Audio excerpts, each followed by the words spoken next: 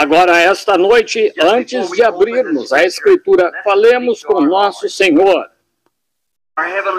Nosso Pai Celestial, estamos nos aproximando do Teu trono de misericórdia em nome do Senhor Jesus, aquele grandioso que desceu da glória para nos revelar as riquezas dos tesouros de Deus.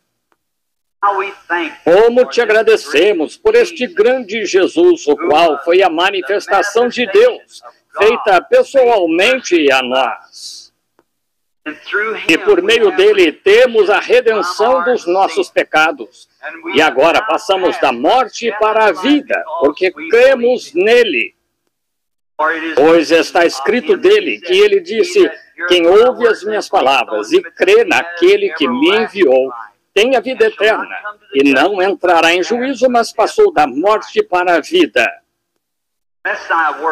Abençoa as tuas palavras esta noite, Senhor, e estamos aqui para tomar a comunhão daqui a pouco. Cristãos, concidadãos do reino, se reunirão em volta dos altares.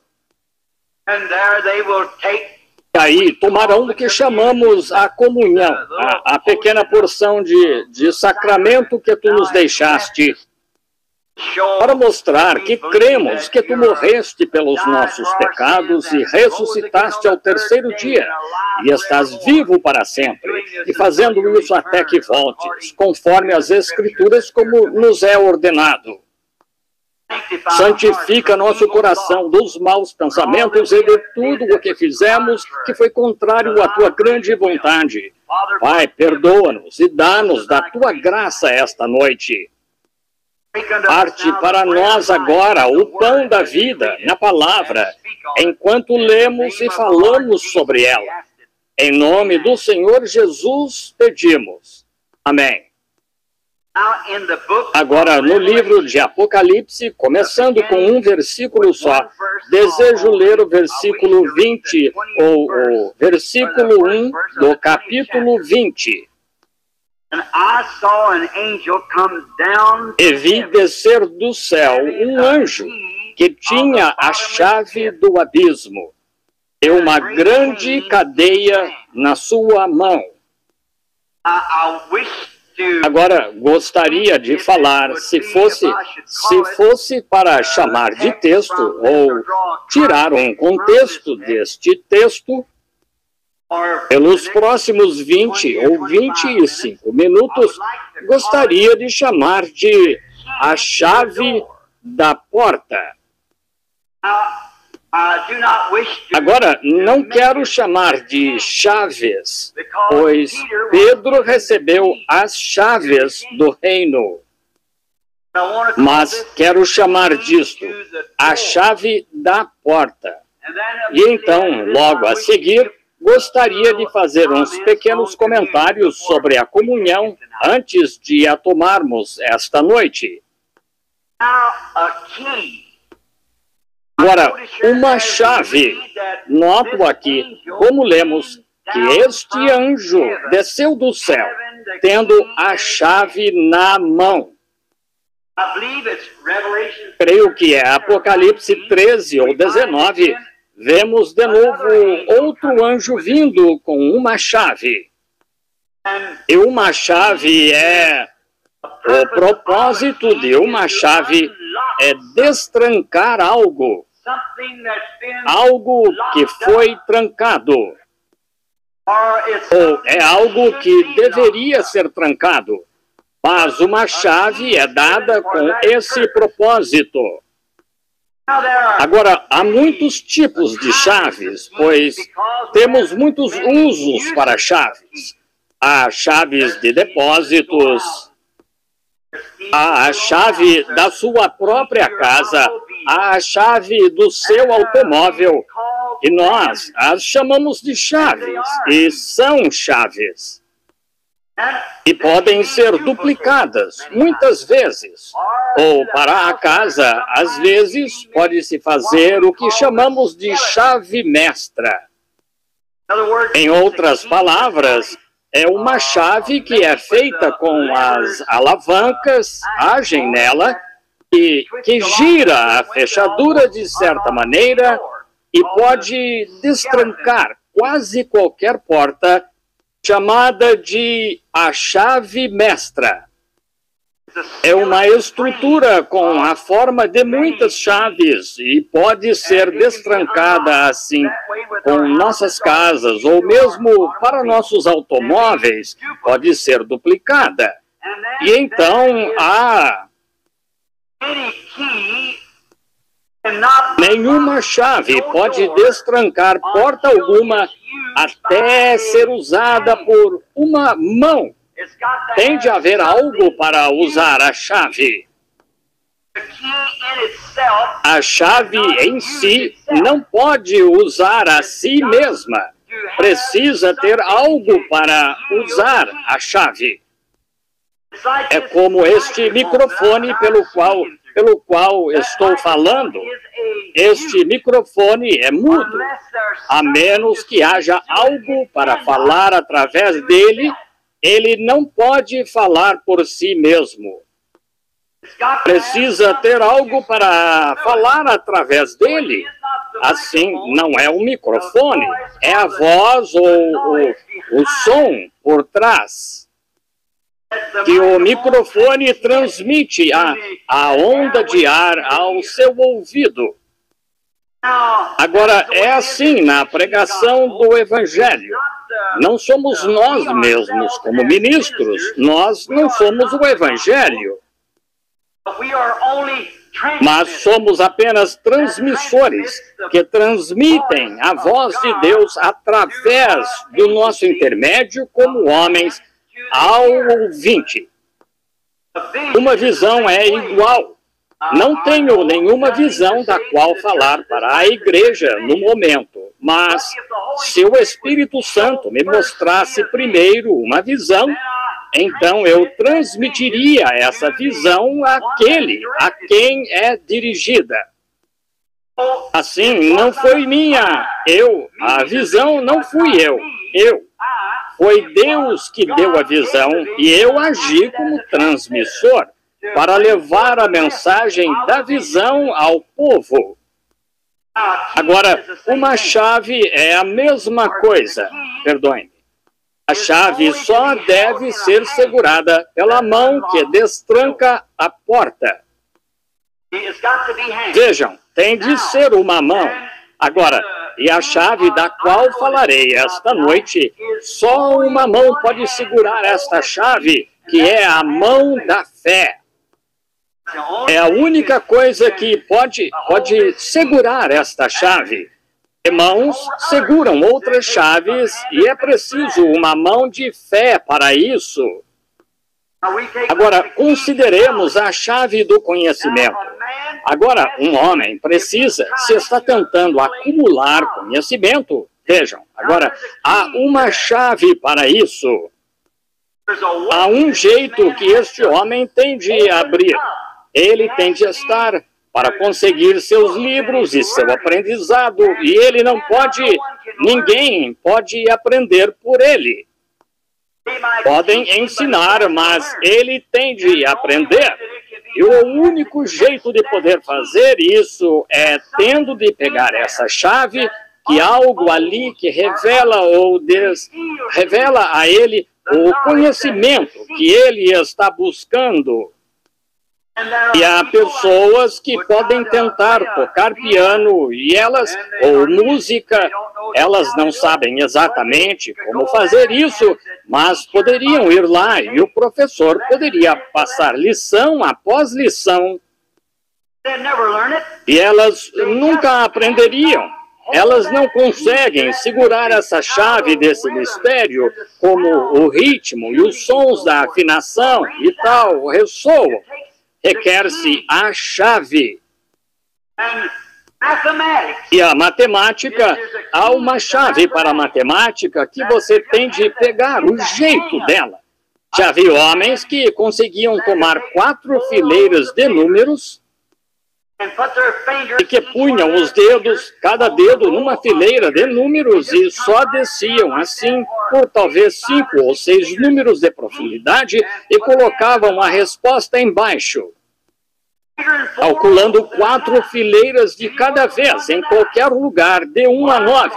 Bem, tenho dificuldade em calcular uma fileira, a menos que eu tenha suficientes dedos das mãos e dos pés para contar. Para calcular uma fileira. Nunca consegui achar essa chave, mas vejam, alguns têm a chave disso, eles sabem como fazê-lo. E há uma chave do conhecimento, um homem atrás de conhecimento. Há uma chave da ciência, as pesquisas científicas. Agora, essa é uma grande chave. As pessoas procuram essa chave. Como aqui, algum tempo atrás, encontraram um átomo e souberam que havia átomos e que os átomos formavam moléculas e tal. Agora, começaram a pesquisar. Alguém acreditava que se esse átomo mantinha tudo junto, se o átomo pudesse ser girado, isso tiraria o que o estava segurando e o partiria, pois tudo é sustentado por um átomo. Sabemos disso. Agora, essa coluna é sustentada por átomos. Você permanece inteiro por causa dos átomos. A grama, as árvores, tudo está unido por átomos. Bem, se esse átomo, virando todos para um lado, se pudesse ser partido e revertido, então ele destruiria. E agora, grandes cientistas acreditavam que isso poderia ser feito. E trabalharam, e ficaram hora após hora, e semana após semana, ano após ano, até que finalmente o conquistaram. Foi, creio eu, Thomas Edison, na questão da luz, que dizem que esse homem tinha o conhecimento para poder fazer luz com a eletricidade. Ele é o inventor da lâmpada. E ele nem ia dormir à noite. Ele pegava um sanduíche na mão e fazia sua refeição, e sentava-se lá e pensava e trabalhava. Em algum lugar bem no fundo da mente, algo lhe dizia que ele conseguiria. E é isso? É uma chave que pode abrir o caminho. Não faz muitos anos, houve um homem que queria ter talento para escrever histórias em quadrinhos. Ele acreditava que tinha a chave na mão e ele morava no Kansas. Ele foi ao editor do grande jornal em Kansas City e levou alguns dos seus escritos. E o editor disse: o senhor não tem. Não adianta tentar. Não consegue. Mas isso não o satisfez. Ele sabia que tinha. E voltou várias vezes, tentando. Mas ele, o editor, o rejeitava. Por fim, ele foi a outros lugares e o rejeitaram, dizendo: o senhor não tem, não consegue. Mas ainda assim, ele cria que conseguiria. E é assim, ele tem algo na mão. Por fim, ele conseguiu a tarefa de escrever um pequeno roteiro para, creio eu, o editorial ou algo para uma igreja. Algum tipo de historinha em quadrinhos para a igreja. E ele alugou uma pequena garagem infestada de ratos ou camundongos, onde os ratos corriam por todo lado e tudo mais em seus papéis.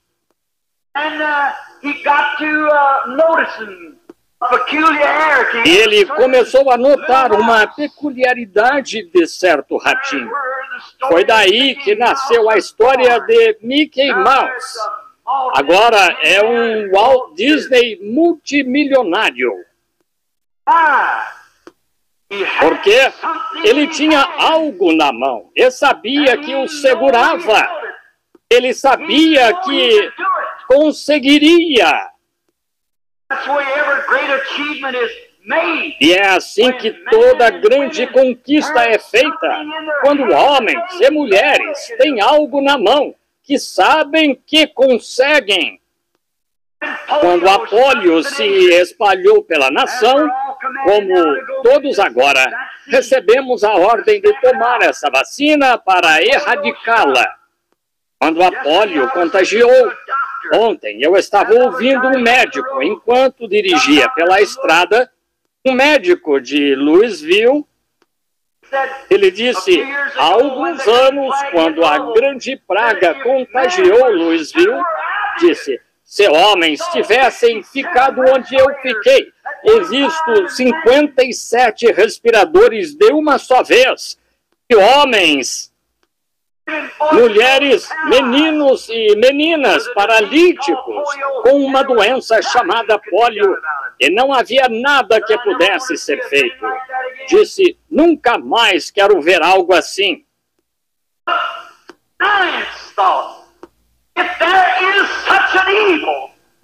Mas a ciência pensou, se existe um mal como a polio, certamente há algo para combatê-la. Eles lutaram, ficaram nas ruas com botas, aqueles bombeiros, tiraram chapéus e pediram, suplicaram, fizeram de tudo, tentando encontrar a chave para destrancar a porta da liberdade. E por fim, um cavalheiro cristão chamado Salk descobriu a vacina, porque havia um mal em jogo, havia um assassino em jogo. Havia uma chave em algum lugar que poderia destrancar a liberdade de novo para o homem. E a vacina Salk foi o grande tratamento. Oh, o que a chave pode fazer? A vacina foi produzida e agora estão erradicando a polio com esta vacina. Pois era questão de nunca se cansar e nunca desistir. Aquela chave estava em algum lugar. Havia algo que imunizaria contra isso e estavam decididos a encontrá-lo. E se há um mal como polio, difteria, varíola, febre amarela, tétano, trismo e tal, e a ciência pôde combater esses males dia e noite até que encontraram uma imunização para isso, porque é mau, é assassino. Quanto mais há uma chave da salvação para um homem que está na prisão do pecado. Há uma chave dessa porta para libertar os homens disso. Uma chave, geralmente, quando vira a fechadura e quando você encontra uma chave, tem de ser para algum tesouro, algo que valha a pena, ou você nem mesmo a trancaria. Se não vale a pena trancar, deixe para lá. Mas quando vale a pena trancar, assim, uma chave geralmente é a indicação de algo, ou a forma de entrar em algo que vale a pena. A chave é para isso que ela serve. Agora, ela destrancará algo que vale a pena. Agora, lemos em São João, capítulo 10, que Jesus disse, eu sou a porta do aprisco. Eu sou a porta. Não uma porta.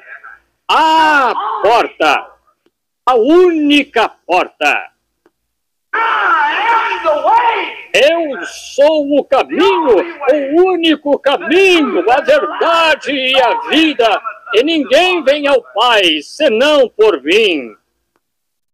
Eu sou a porta do aprisco, e todos os que vêm antes de mim são inimigos, ladrões e salteadores. Ele é a porta do aprisco. Ele é a porta da salvação. Debaixo do céu, nenhum outro nome há dado pelo qual devamos ser salvos, somente pelo nome de Jesus Cristo. Nenhuma igreja, nenhuma denominação, nenhum credo, nenhuma doutrina de nada, somente através do nome de Jesus. Essa é a chave. Não é de se admirar que Pedro pudesse usar uma delas no dia de Pentecostes. Eles queriam saber como entrar por essa porta. Ele usou a chave, e só há uma chave, pois só há uma porta. Eu sou a porta. E Pedro tinha a chave dela e disse: arrependei-vos cada um de vós e seja batizado em nome de Jesus Cristo para perdão dos vossos pecados. E recebereis os tesouros de Deus. É a chave da porta. E Jesus é a porta. Só há uma porta para a cura. E Jesus é essa porta. Só há uma porta para a paz.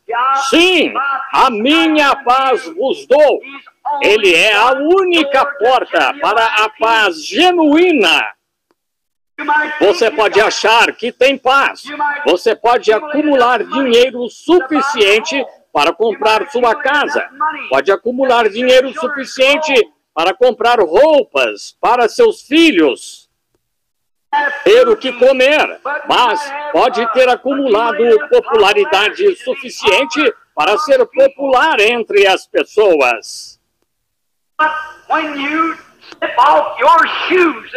Mas quando tira os sapatos à noite e se apronta para deitar, só há uma coisa que pode lhe dar paz. Ou seja, se você soubesse que vai morrer essa noite, só há uma paz. E isto é, Jesus é a paz. Ele é a nossa paz. Ele é a nossa cura. Eu sou o Senhor teu Deus, que sara todas as tuas enfermidades. Ele é a porta do céu. E não há outra porta ou outro caminho, senão através de Jesus Cristo. Ele é a porta do céu.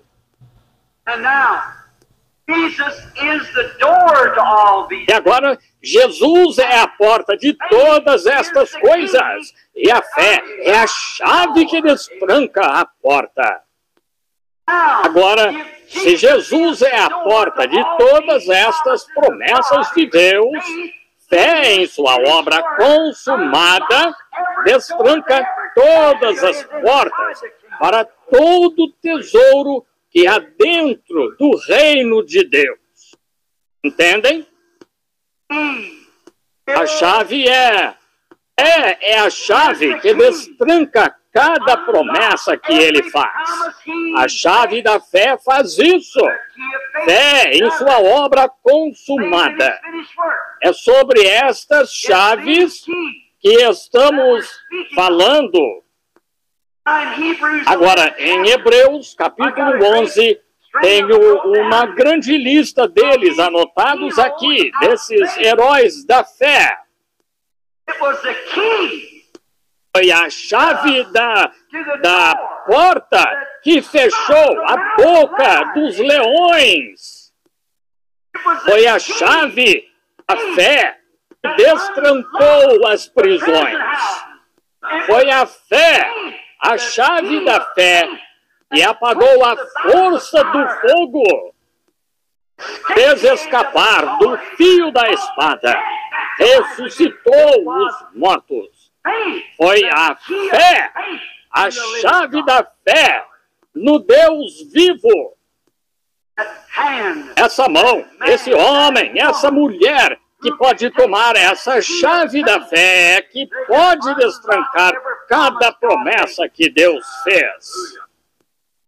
Mas se não tem essa chave, você está apenas supondo. Você nunca a destrancará. Você se chocará contra ela, pois esta chave, qualquer chave feita corretamente, há alavancas no interior da fechadura, requer-se certa forma, certo formato dessas chaves para girar essas alavancas. E apenas uma pequena alavanca deslocada atrapalhará tudo. Portanto, eu creio no Evangelho completo, em toda a palavra de Deus, que libera o poder de Deus, que direciona suas bênçãos ao povo. É a chave da porta que a destranca. Oh, esses grandes heróis, esses profetas e grandes homens da Bíblia que tinham essa chave. Foi por isso que puderam fechar a boca dos leões, apagar a força do fogo, escapar do fio da espada, ressuscitar os mortos e fazer todos os tipos de milagres.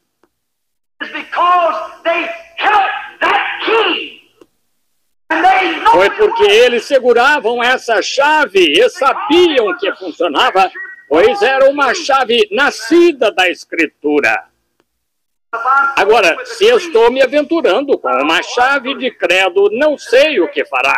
Se dizem, minha igreja ensina isto, tenho minhas dúvidas quanto a isso. Mas quando a Bíblia ensina isso, e tenho a chave da fé na mão, ou no coração, que diz, essa é a palavra de Deus, isso apagará a força do fogo. Destrancará a cura para os enfermos, destrancará a salvação para os perdidos. Tenho de ir à porta, tudo é em seu nome. Tudo quanto fizerdes por palavras ou por obras, fazei tudo em seu nome, sabendo que a chave que você tem é a fé, pois é uma chave feita pela Escritura. Agora, se é uma chave de credo, chave denominacional, não sei o que fará. Mas se for uma chave da Escritura, ela destrancará, pois Deus disse que sim. Agora, não é de se admirar que puderam deter a força do fogo e tal. Eles tinham a chave. Ao primeiro aceno de cabeça de Deus a um desses profetas, nada podia detê-lo. Ele não tinha de fazer como às vezes faz comigo, insistindo várias vezes, e talvez com vocês, espero que não.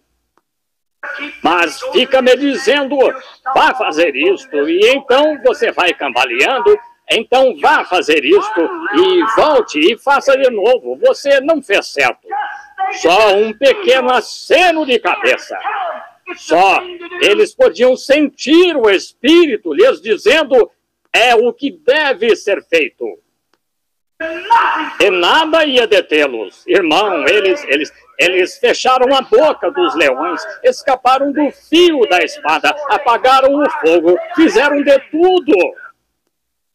Apenas um pequeno aceno de cabeça de Deus, pois eles tinham a chave na mão, essa grande fé. Eles fizeram coisas para Deus, porque nada os detinha. Oh, quão glorioso! Como o jovem, certa vez, chegou a um irmão idoso, que era um ancião piedoso, um antigo profeta de Deus, e ele ouvia esse homem testificar constantemente falando da bondade de Deus e como Deus era, e o que Cristo era, e continuava falando. Por fim, esse jovem ia ser ordenado no ministério. Então ele chegou a este velho sábio e lhe disse, Senhor, quero lhe fazer uma pergunta. Ele disse, pergunte, jovem. Ele disse, Cristo significa literalmente tanto para o Senhor quanto o Senhor diz que significa? Ele disse, ele significa mais para mim do que eu poderia ter fôlego para falar. Aí está. O que foi isso? Ele tinha encontrado a chave. Esse jovem disse sobre isso, se o Senhor afirma estas coisas, ele diz que elas são tão reais quanto o Senhor, então quero conhecer esse mesmo Jesus na mesma realidade. O que foi isso? Ele sabia que o ancião tinha uma chave, que ele podia destrancar e podia trancar. Sabem, uma chave que tranca também destranca, entendem? Pode se desligar ou ligar, isso mesmo. A mesma chave que tranca, destranca. A chave que destranca pode trancar. E é mesmo, vejam, pois funciona nos dois sentidos. Quão lamentável é que a igreja tenha perdido sua visão disso. Que triste foi quando a igreja se vendeu aos credos, como fizemos hoje, e agora chama para se unirem. Vimos que a grande hierarquia romana e as demais vão se unir agora, vão mudar alguns programas. Achei que não mudariam, mas vão mudar mesmo assim. Dar a cada sacerdote o poder de um papa e onde quer que ele esteja e tal. Quão lamentável que a igreja tenha se vendido a dogmas em vez de a palavra, estão vendo? Foi aí que deixaram a chave, bem aí. É por isso que os grandes milagres e sinais não são feitos entre as pessoas hoje, que antes havia. Elas perderam a chave. Sim, elas conhecem a porta, elas sabem que a porta está ali, mas depois é a chave para abrir a porta. Os tesouros estão atrás da porta. Estão trancados, fora da vista do incrédulo, mas o crente que tem fé e pode tomar a chave da fé, pode destrancar estas portas. Sim, Senhor. Certa vez aqui, há alguns anos, havia um irmão missionário e ele sentiu que tinha um chamado para a África. Ele era jovem, uma esposa e duas filhas muito bonitas. As meninas, de uns 7 ou 8 anos cada. Este jovem não conseguia parar de pensar nisso. Ele era um ministro, tinha uma bela igreja na região, mas não conseguia escapar desse chamado. Ele tinha de ir para a África e orou dia e noite. Ele não queria ir e Deus continuou falando com ele. Você tem de ir. E por fim ele chegou a hora de decidir quando ele tinha de ir. Então ele foi à junta missionária da sua igreja e disse, Deus me chamou para os campos missionários lá nas selvas da Rodésia. E essa selva está infestada de malária, com febre e com aquele sol quente, peste e lepra. E todos os tipos de doenças nesta selva. Estar onde ele ia passar o resto da vida. Vendeu sua casa e tudo o que tinha. Assim, a junta missionária queria testá-lo e disseram, tem certeza, então? Ele disse, estou convicto. Disseram-lhe, o Senhor já considerou que tem duas lindas filhinhas e tem uma jovem e adorável esposa, e se está só, por que não vai lá e vê como é e depois volta? Ele disse, não, o Senhor me disse, é tão real. Ele disse, o Senhor me chamou. Eu não quero deixar minha casa, não quero deixar minha igreja e meu povo, mas o Senhor me chamou lá para aquela selva. E ele disse, o Senhor sabia que suas filhinhas podem pegar febre amarela ou febre da água negra e morrer da noite para o dia? E se referiu a diversas pessoas que tinham perdido os filhos, os pequeninos, ao levá-los lá, a doenças para as quais não tinham imunização. E disse, pense na lepra, pense em sua bela esposa e em suas 2 filhinhas com lepra. E aquele sol quente e coisas que terá de aguentar. Disse, não tem medo e o perigo de levar suas filhas e esposa a um lugar assim? E o missionário ficou lá, o jovem, e as lágrimas começaram a escorrer em seu rosto. Ele se virou e disse, meus irmãos, minha visão do chamado de Deus, ele disse, se Deus me chamou para a África, minhas filhas e família estarão mais seguras na África do que em qualquer lugar do mundo. Amém. O que foi isso? Ele tinha a chave do seu chamado. Tinha fé no que estava falando. Oh, pensei, que comentário corajoso. Quando ouvi isso pela primeira vez, meu coração saltou. Vejam, se Deus me chamou para a África, minhas filhas, na lepra e peste e tudo mais, estarão mais seguras lá do que em qualquer outro lugar da face da terra. Ele tinha a chave, é isso o que se requer. Quando você tem a chave, não há medo, não há dúvida, não há pergunta. Você não tem de perguntar a outra pessoa sobre isso. Você sabe exatamente. Você a tem em mãos. Você sabe o que fazer. Amém. Você sabe qual é o resultado. Sabe que a porta vai destrancar. Você verificou as alavancas e sabe que é estritamente o certo. A porta vai se abrir quando você inserir a chave nela.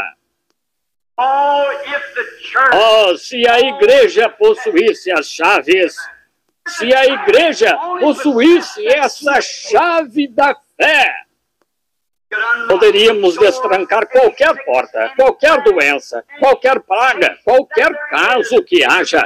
Ela poderia ser destrancada para nós se pudéssemos possuir essa chave. Este homem tinha a chave do seu chamado.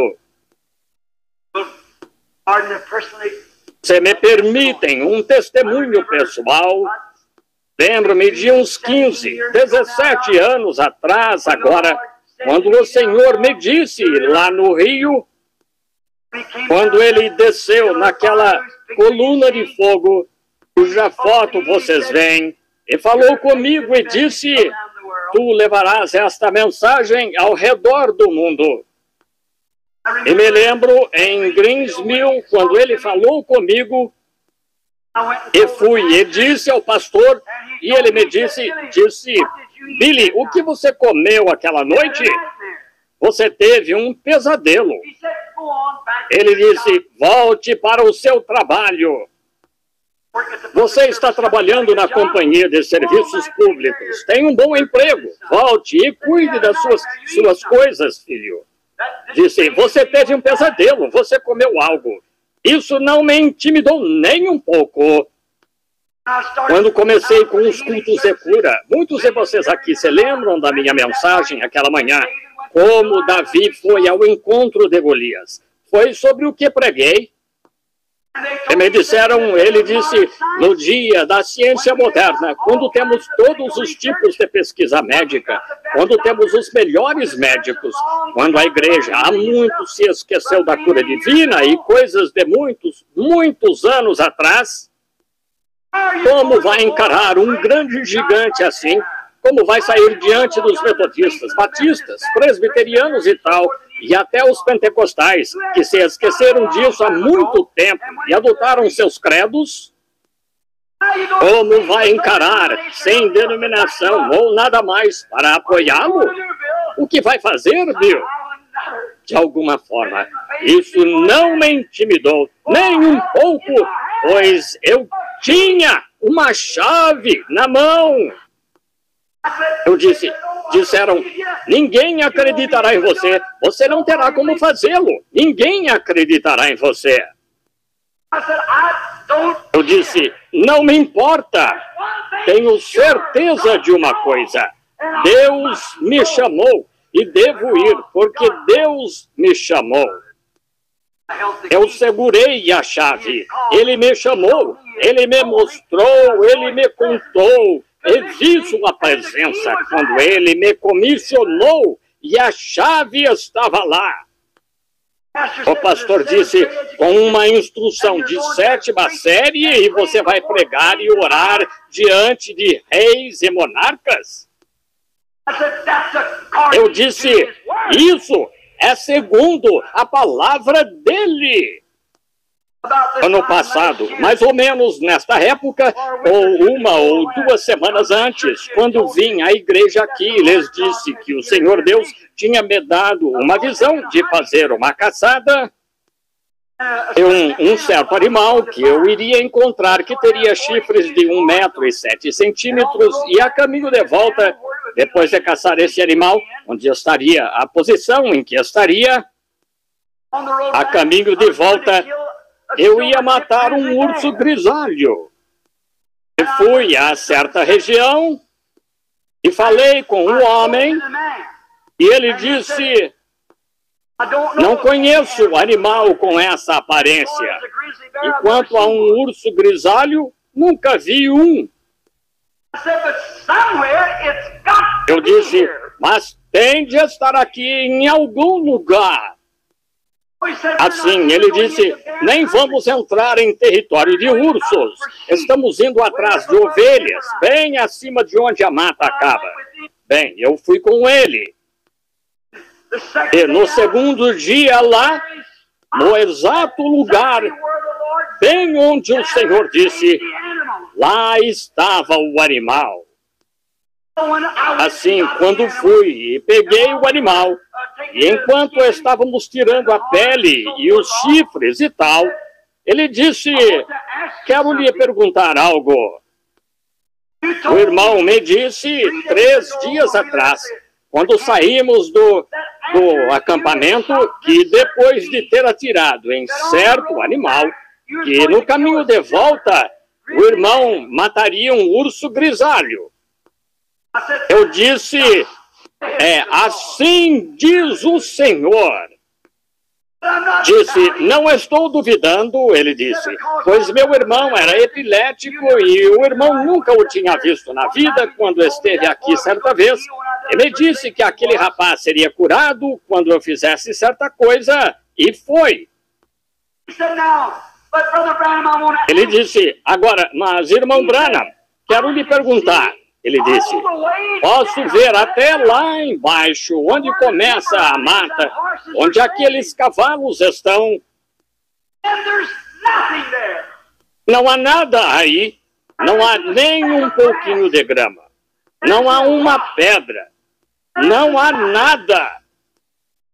Musgo de caribu, que tem uns 5 centímetros de altura, acima de onde a mata acaba, por 1,5 km ou mais acima de onde a mata acaba.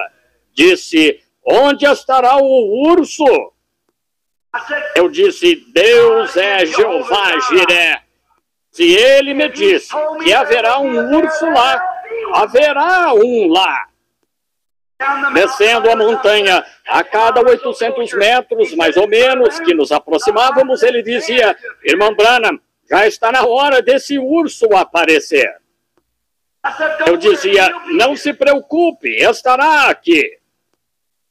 E quando estávamos quase a uns 500 metros de onde os cavalos estavam, tivemos de descansar de novo, com os chifres pesados e tal nas costas, e ele olhou em volta de novo e vi seu rosto enquanto olhava para mim, como se no fundo do coração estivesse se perguntando. Vejam, ele esperava que estivesse lá, mas não tinha a chave. Mas, de alguma forma, pela graça de Deus, ele nunca falhou comigo.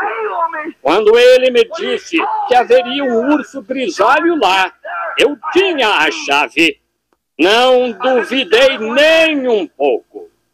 Nem um pouco. Virei-me para ele e disse, Bud, estará lá.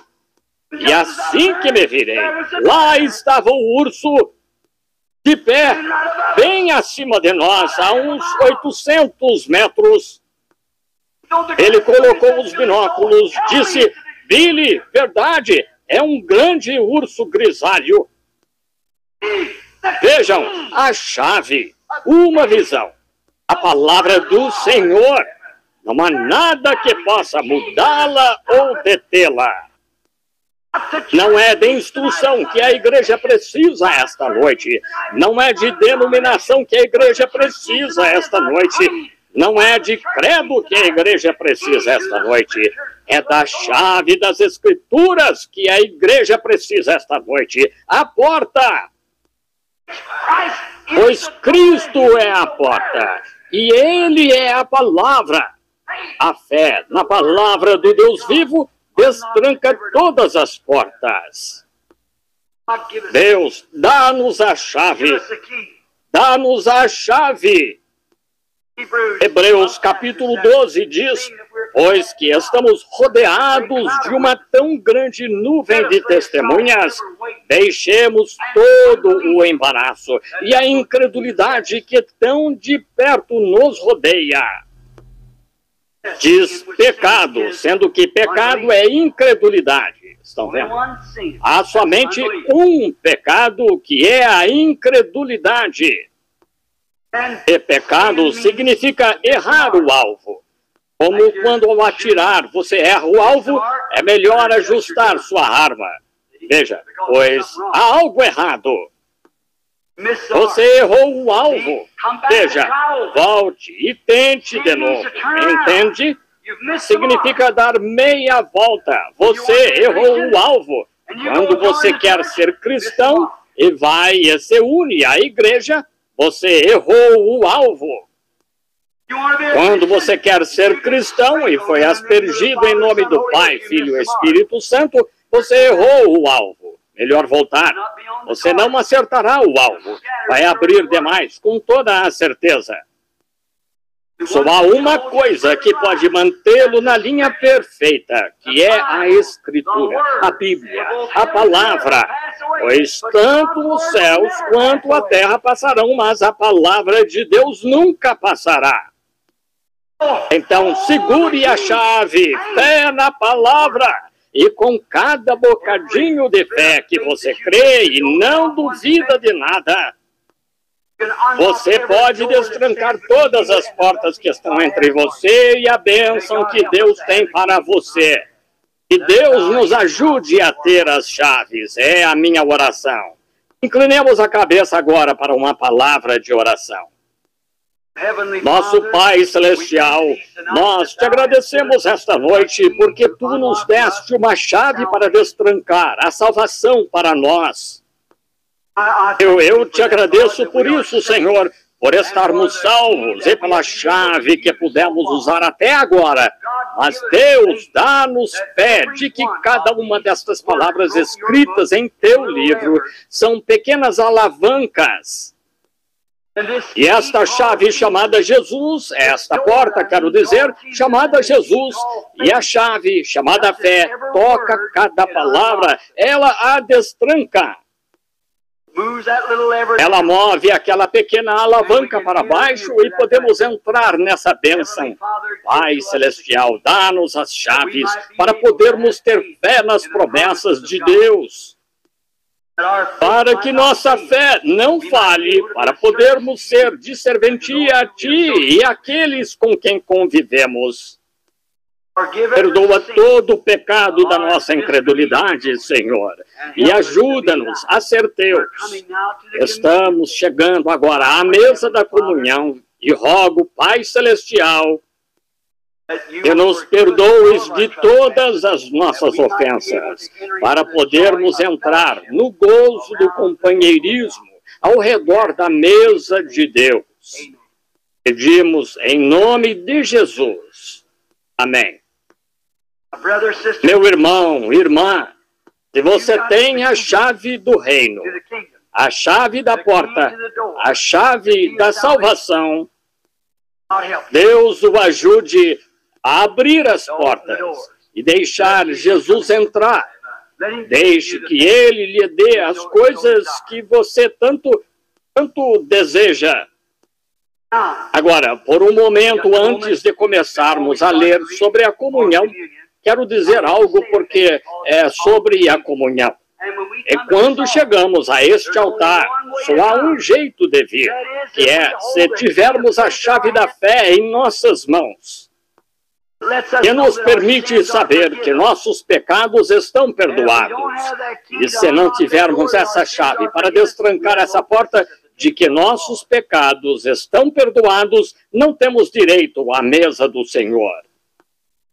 Porque o que come e bebe indignamente, come e bebe para sua própria condenação, não discernindo o corpo do Senhor.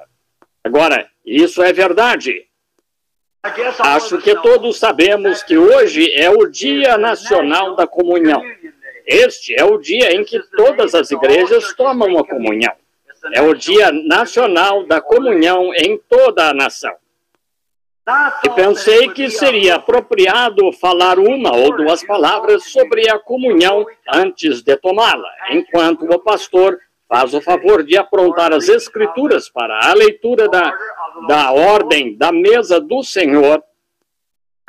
Agora, esta comunhão, agora não demorarei mais que uns 10 minutos. Esta comunhão que estamos para tomar tem sido a maior disputa entre todas as doutrinas da Bíblia. Essa foi uma das suas primeiras disputas na igreja primitiva. E hoje, os protestantes, os episcopais e metodistas e muitas das igrejas protestantes aceitariam de bom grado a doutrina católica romana, se pudessem superar o pequeno obstáculo da comunhão. Mas concordarão que o sacerdote se case e seja ministro. A Igreja Católica concordou com isso várias vezes em suas conferências e encontros. Eles concordam com isso. E concordarão quanto a orações diversas e tal. A igreja protestante concordará com isso. E os catecismos e tal. O pequeno altar aqui e ali. E a igreja católica está disposta a fazê-lo. Mas quando se tratou da comunhão, eles caíram ali. Qualquer um que já tenha lido a história sabe disso. Mas, claro, no meu modo de pensar, eles teriam muito que abandonar antes que eu pudesse aceitá-lo, vejam, porque não é a Bíblia. Mas quero que digam uma coisa à Igreja Católica. Sabiam que a Igreja Católica, no princípio, foi a Igreja Pentecostal Apostólica? Para o que foi? Foi o começo da igreja. E vejam aonde chegaram. Eles continuaram tirando a palavra e injetando dogmas. Se a igreja pentecostal existisse por mais 100 anos, estaria mais longe da Bíblia do que a igreja católica está hoje, pelo jeito que está indo agora.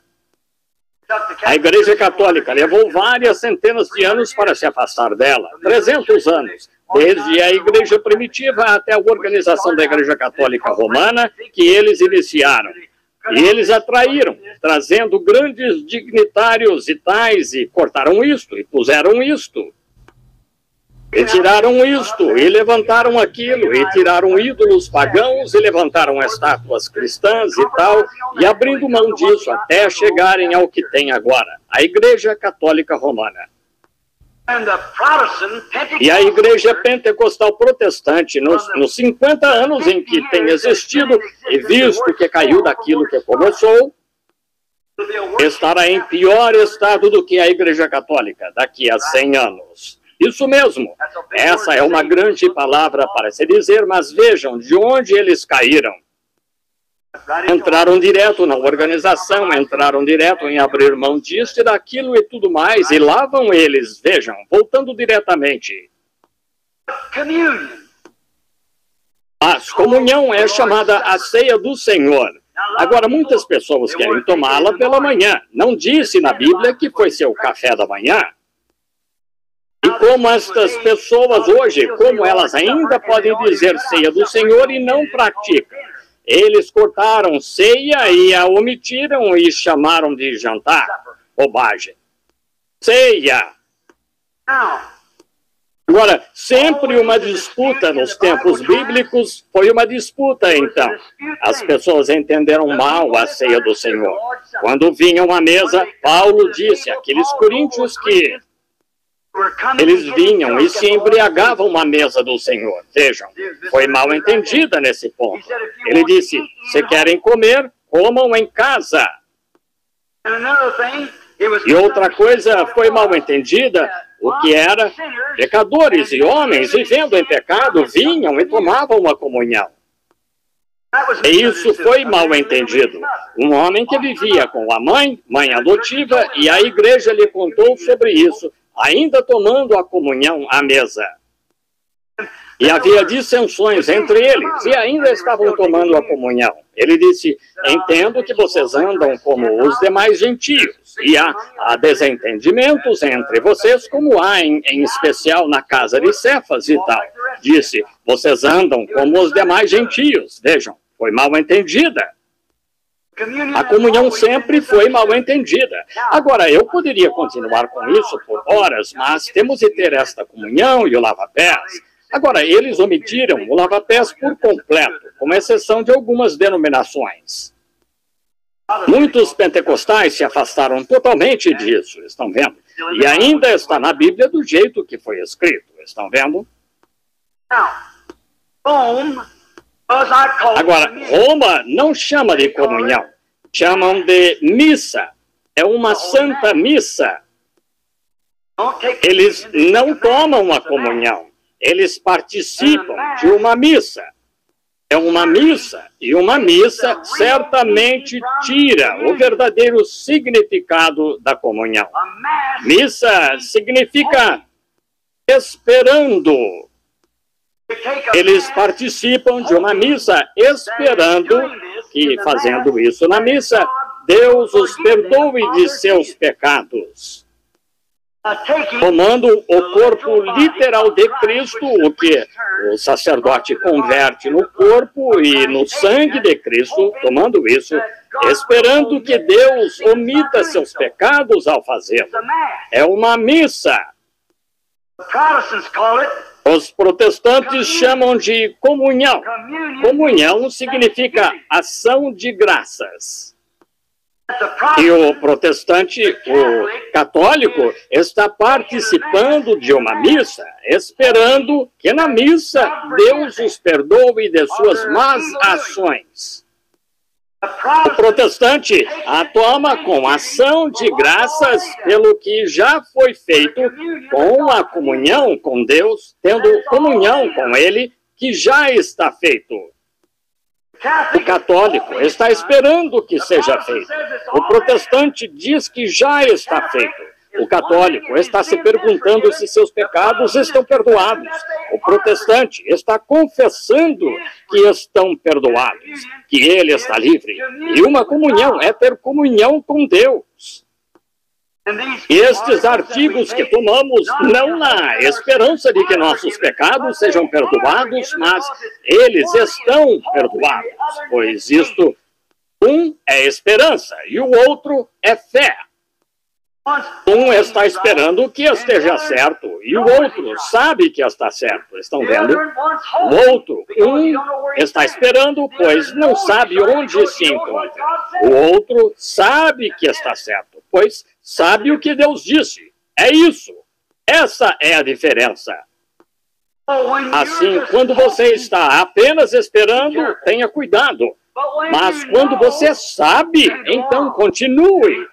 Veja, então você está em comunhão com Deus. O protestante ele diz que está perdoado e sabe disso. O católico tem missa, espera que seja perdoado. É exatamente assim. Um é um mendigo esperando que tudo esteja bem. Vejam. O outro é um mendigo agradecendo pelo que já foi feito. Ambos são mendigos, mas um está mendigando, esperando receber. O outro mendigo sabe que ele recebeu e lhe agradeceu por dar a ele. Agora, aí está a diferença. Isso é comunhão. Sim, Senhor. Um está esperando que seja perdoado, o outro sabe que está perdoado e dando graças por isso. Assim, a comunhão é para os cristãos que nasceram de novo do Espírito de Deus. E ter nascido de novo não significa necessariamente agora que você tem o Espírito Santo. Agora, lembre-se. Agora, muitos ensinam isso. Não conheço ninguém que ensine assim, como o velho irmão Argan Bright disse aquela noite no púlpito aqui. Vejam. Mas o novo nascimento não é o batismo do Espírito Santo. A Escritura não apoia isso. Eu penso que não. Veja, no meu modo de ver. Entende? Eu creio que você nasceu de novo. E é por isso que uso a palavra batismo em nome de Jesus Cristo, mas não para regeneração. Agora, a Pentecostal, Igreja Pentecostal Unida, batiza em nome de Jesus Cristo para regeneração.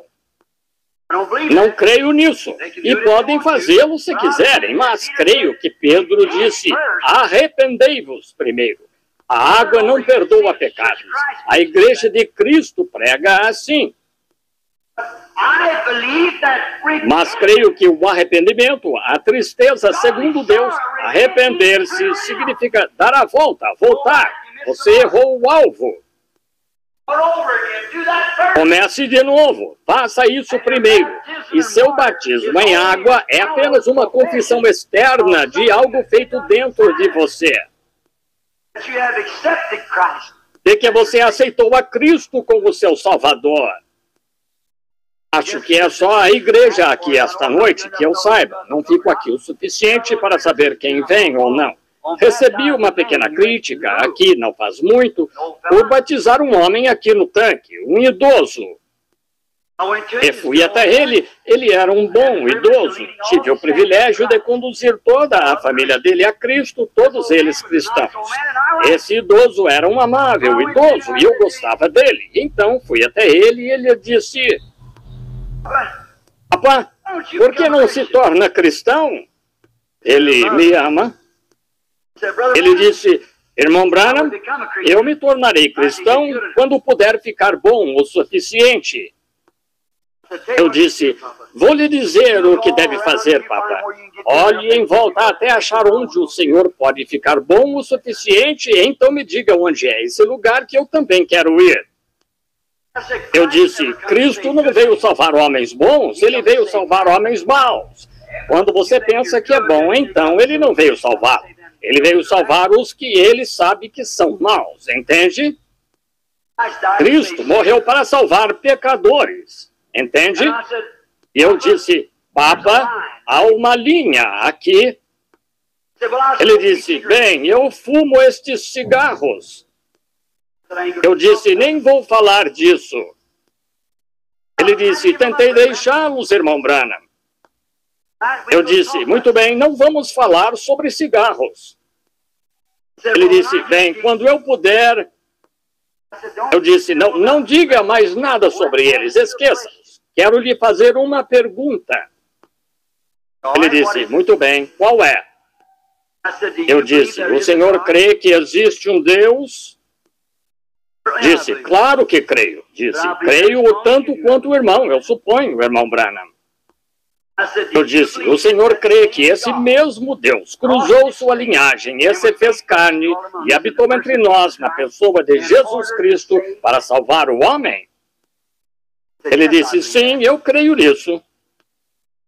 E que ele morreu para salvar pecadores como o senhor e eu? Estão vendo? Sim, eu creio nisso. Eu disse, agora é deste jeito. Estamos todos num grande edifício. Aqui estamos na cadeia e eu não posso ficar aqui neste canto e dizer isto vai me ajudar a sair da cadeia. Eu fico naquele canto e digo isso vai me ajudar a sair da cadeia. Estamos todos na mesma situação. E todo homem que nasceu neste mundo nasceu em pecado, foi formado em iniquidade, veio ao mundo falando mentiras. Ele é um renegado, para começar. Alguém perguntou outro dia, disse, irmão Branham, se haveria alguma diferença entre Adão e Eva e os filhos deles hoje, se estivessem todos nus, andando nos seus corpos, seriam iguais? Eu disse, não, senhor. Estávamos voltando para casa depois de caçar esquilos, o irmão Fred e eu e vários deles. Eu disse, não seriam iguais. Disse, quer dizer que Eva não seria uma mulher como suas filhas e Adão não seria um homem como seus filhos? Eu disse, em muitos aspectos, mas não em todos os aspectos físicos. Ele disse, qual seria a diferença? Eu disse, eles não teriam um umbigo. Eles foram criados. Certo? Não estiveram ligados a nada. Enquanto isso se aplica a todo o que nasce neste mundo, mostra que é um renegado para começar. Isso mesmo. Eu disse, claro, há uma diferença. Não teriam um umbigo. Eles não estiveram ligados a nenhuma mulher para virem aqui. Vejam, Deus os criou. Agora, eu disse, quero dizer algo. Cada homem nesta prisão, quem é santo? Quem é que não nasceu pelo sexo? Quem pode ajudar o outro, não importa o que ele seja? Estamos todos nesta mesma prisão. Mas Deus se fez uma de suas criações e veio fora do sexo através do sangue santo que Ele mesmo criou. E por meio desse sangue, Ele nos redimiu. Eu disse, o senhor crê nisso, papá? Ele disse, creio. Eu disse, Cristo morreu por um homem mau como o Senhor. Agora só há um jeito de fazer. Não há nada que o Senhor possa fazer. Ele a oferece ao Senhor. O Senhor não pode merecê-la. Não há nada que possa fazer para consegui-la. Ele a dá ao Senhor. O Senhor aceita o que ele fez pelo Senhor para impedi-lo de ir para o inferno. Ele disse, farei isso. Ele disse, mas se pudesse me livrar destes cigarros... Eu disse, os cigarros cuidarão de si mesmos. O Senhor só... Não estou lhe perguntando. Não sou legalista. Eu creio na graça. E todo o que o Pai me deu virá a mim. Eu disse, se o Senhor crer nisso de todo o coração. Ele disse, de todo o coração, eu creio. Então o Senhor aceita, baseado nisso, que o Senhor não é digno, mas é Ele quem é digno. Não olhe para si, olhe para Ele, pois o Senhor não pode fazer nada por si mesmo. Olhe para aquele que fez algo pelo Senhor. Que me diz dele? Oh, ele disse, Ele é digno. Eu disse, é isso, então aceite o que Ele lhe dá. Ele disse, eu aceito. E eu o batizei em nome de Jesus Cristo. E ele saiu daqui e acendeu um cigarro. Semanas atrás, eu estava na casa dele, tive uma visão certa noite de uma árvore perene sendo cortada, virada de cabeça para baixo. Vi tábuas pregadas nela. Bem, ao lado da última tábua havia uma tábua notável. E abaixo daquela tábua, bem perto da extremidade, saindo assim, a árvore quebrou bem ali. E uma voz disse, deveria ter sido você, ou teria sido você. E Papa Cox caiu, machucou as costas aqui. E assim, na manhã seguinte, trouxeram-lhe os cigarros quando ele estava na cama. O desejo o havia deixado. Semanas atrás. Ele não provou nenhum, nem mesmo quer um ou nada mais, estão vendo? E eu ouvi há pouco, quando semanas atrás suas mãos estavam todas manchadas de cigarros. E agora ele nem suporta que um esteja perto dele. Coloque as primeiras coisas em primeiro lugar. Não tente ficar bom. Você é mau para começar e não há nada que possa fazer. Há uma linha de separação e todos os seres humanos estão desse lado. Agora, quando nasci neste mundo, foi num santo matrimônio entre meu pai e minha mãe. Em seu ventre havia um óvulo. Nas glândulas de meu pai havia uma célula sanguínea. Minha vida consiste dessa célula sanguínea não do óvulo da minha mãe, da célula sanguínea do meu pai. E quando aquela célula sanguínea entrou em seu devido lugar para se encontrar com o óvulo, quando o fez, a natureza foi ordenada por Deus a me dar um corpo. E então eu nasci na raça humana. Foi-me dada a oportunidade de tornar-me uma pessoa inteligente, como os seres humanos, em que eu poderia dirigir um automóvel ou poderia fazer coisas como os seres humanos. Andar, falar, dirigir um automóvel e tal. Foi-me dado isso porque nasci na família humana e recebi o poder da inteligência para ser um ser humano. Agora, quando nasci na família de Deus, vim pelo sangue. O sangue me deu vida.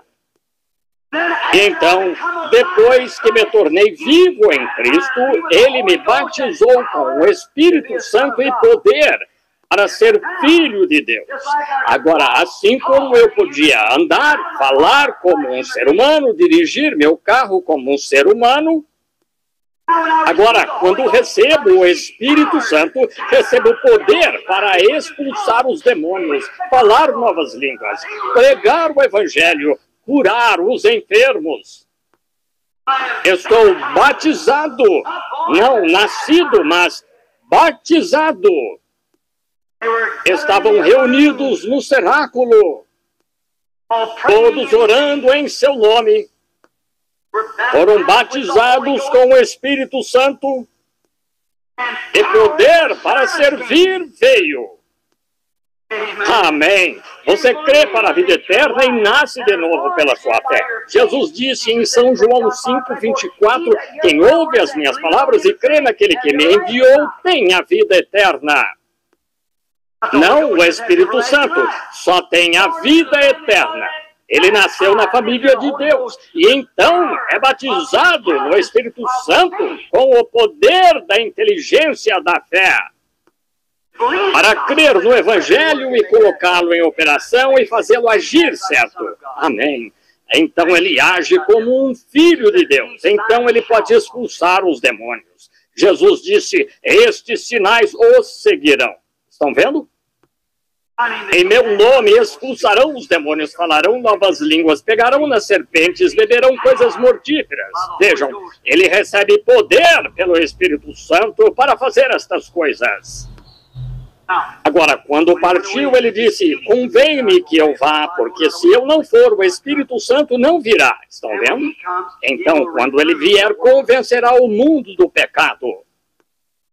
E ensinará justiça, e vos anunciará o que há de vir. São as visões. Ele tomará as coisas que vos ensinei e as revelará a vós. As próprias palavras que ele veio. Ninguém pode entender a palavra sem o batismo do Espírito Santo. E quando um homem diz que tem o batismo do Espírito Santo e contesta que a palavra está certa, há algo errado. Paulo foi um crítico do Novo Testamento. O Novo Testamento não estava escrito. Paulo foi um crítico do cristianismo. Saulo. E quando recebeu o Espírito Santo, foi por 3 anos à Ásia e estudou as Escrituras, porque foi ensinado por Gamaliel, um grande mestre.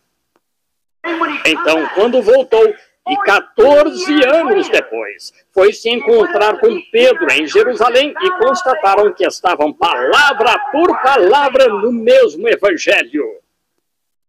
O mesmo Deus que fez Pedro pregar no dia de Pentecostes e lhes dizer para se arrependerem e serem batizados em nome de Jesus Cristo, esse mesmo Espírito Santo revelou isso a Paulo. E ele lhes disse em Atos 19, depois de já terem sido batizados por João, disse, vocês têm de ser batizados de novo em nome de Jesus Cristo. Entendem? Vejam, o Espírito Santo permanece em linha com as Escrituras. Sua fé nisso destranca todo o mistério. Amém. A Bíblia disse em 1 João 5, 7, 3, são os que testificam no céu: o Pai, a Palavra, que era Cristo, e o Espírito Santo. Estes três são um. E três são os que testificam na terra: água, sangue, Espírito. Estes três não são um, mas concordam em um. Agora, você não pode ter o Pai sem ter o Filho. Não pode ter o Filho sem ter o Espírito Santo. Eles são um. Mas pode ser justificado sem ser santificado. E pode ser santificado sem ter o Espírito Santo. A santificação é pelo sangue. Através do sangue vem a vida. Entende? E o Espírito Santo é o poder de Deus. Veja, o poder dado à igreja. Recebereis o quê? Virtude. Atos 1:8. Depois disso, o Espírito Santo virá sobre vós. Recebereis virtude. Não nascereis de novo. Recebereis virtude depois do Espírito Santo vir sobre vós. Então sereis minhas testemunhas em Jerusalém, Judeia e Samaria, até os confins da terra. Está vendo? Você recebe virtude depois de receber o Espírito Santo. Mas primeiro você deve receber o Espírito Santo, e esse é o poder de Deus. Veja, para manifestar e demonstrar. Você é como você era humano e aprendeu a falar e a andar e a fazer as coisas que um humano faz. Quando é batizado com o Espírito Santo, vocês recebem poder para agir como filhos e filhas de Deus. Não é de se admirar que as pessoas agem e procedem como hoje. Elas nunca foram cheias do Espírito Santo. Se tivessem sido, elas agiriam diferente. Elas afirmam que foram, mas Jesus disse: pelos seus frutos os conhecereis. Então, como pode fazê-lo? Veja, está tudo enredado, está vendo? Mas voltemos aos fatos. Agora, se você anda direito e afirma ser cristão, nós o convidamos esta noite à mesa do Senhor. Hoje, sem dúvida, a comunhão foi tomada por toda a nação, alguns de um jeito e alguns de outro. Mas acho que o melhor jeito de fazer isso é seguir as Escrituras, justo como fizeram nas Escrituras. Acho que seria suficiente. Está com sua Bíblia, irmão Neville? O irmão Neville agora lerá as Escrituras.